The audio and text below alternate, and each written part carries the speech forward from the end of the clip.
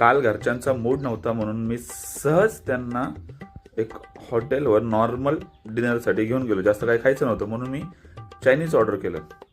तर बिल 750 आले. किती? 750.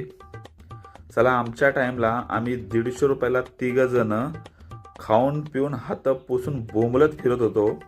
इथं 750 बिल, आणि जास्त नाही, आम्ही फक्त 2च मेंबर होतो.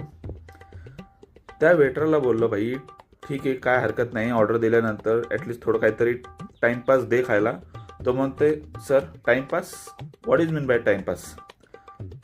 अरे म्हणलं, येड्या डोंगाच्या, तू चहात पाव बुडून खातो आणि तुला टाईमपास माहीत नाही म्हणलं. त्याला चॉपस्टिक आणि चटणी मागितली, जी आपण रेग्युलर नॉर्मल चायनीज स्टॉलवर खातो, ऑर्डर आपली येते तोपर्यंत. तो म्हणते, सर सॉरी, आपल्याकडे असं काही अवेलेबल भेटत नाही, तुम्ही स्टार्टर घेऊ शकता.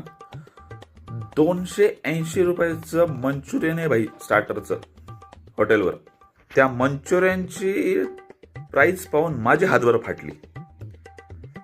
आलोय तर जाऊ दे म्हणून मी केलंय पेमेंट.